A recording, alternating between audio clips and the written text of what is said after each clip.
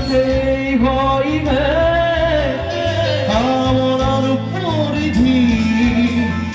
এতি এতি মোরে পৃথিবী তোমাকেই হইবে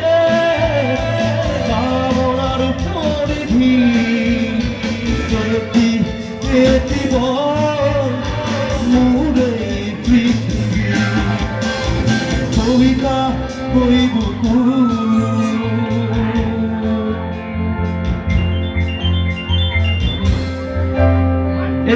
এই গীতটি